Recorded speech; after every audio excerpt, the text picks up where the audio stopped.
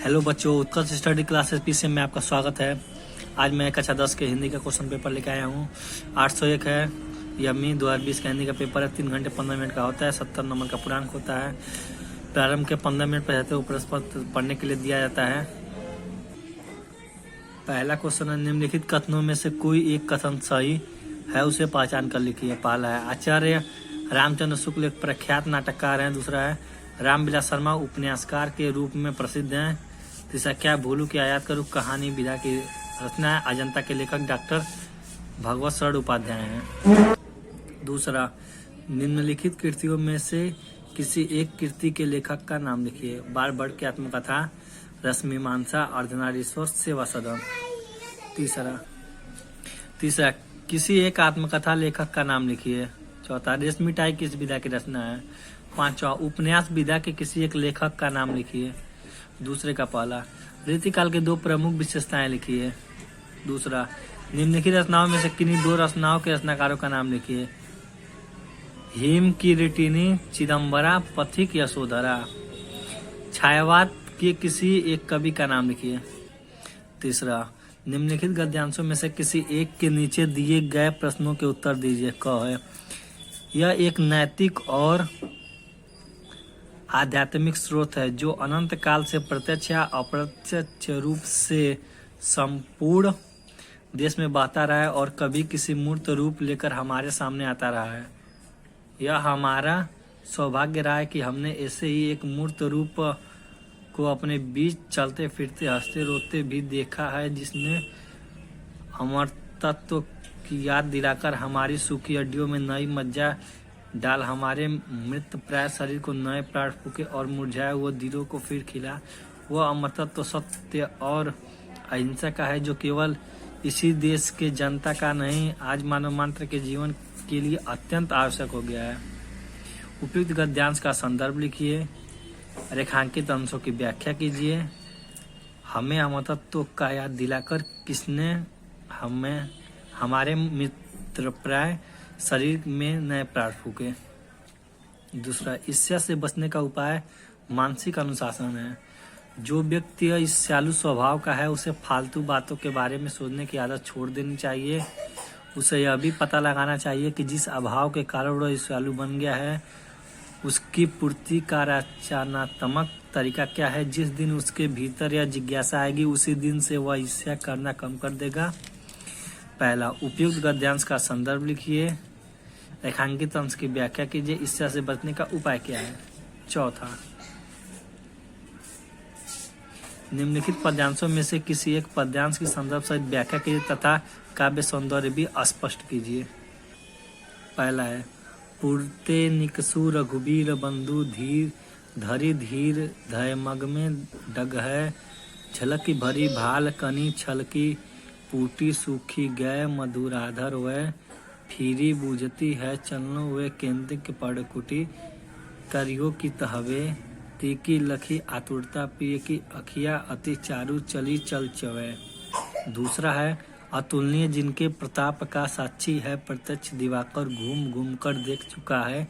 जिनकी निर्मल कीर्ति निशाकर देख चुके हैं, जिसका वैभव ए न बया अनंत आरागढ़। अगणित बार सुन चुका है नव, जिसका विजय घोषरण गर्जन। पांचवा है का पहला है, निम्नलिखित लेखों में से किसी एक लेखक का जीवन परिचय दीजिए एवं उनकी किसी एक रचना का नाम लिखिए।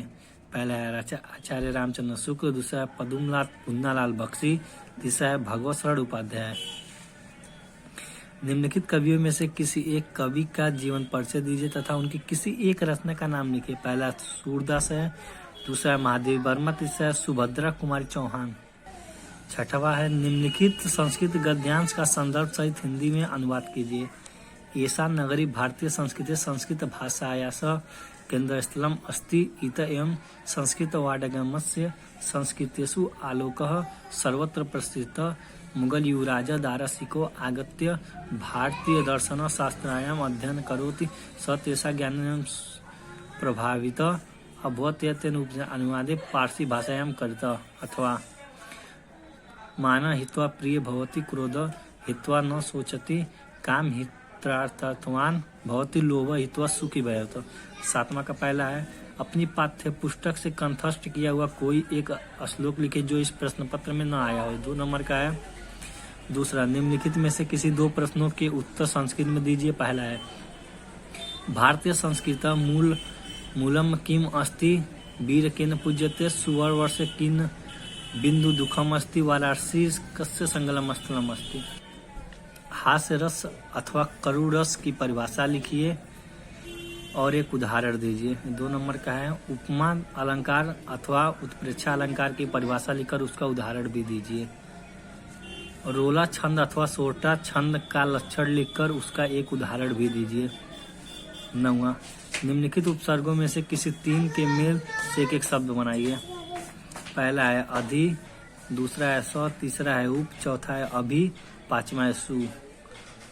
इसका ख है, निम्नलिखित में से किन्हीं 2 प्रत्ययों का प्रयोग करके एक शब्द बनाइए। त्व, वट, पन, आई।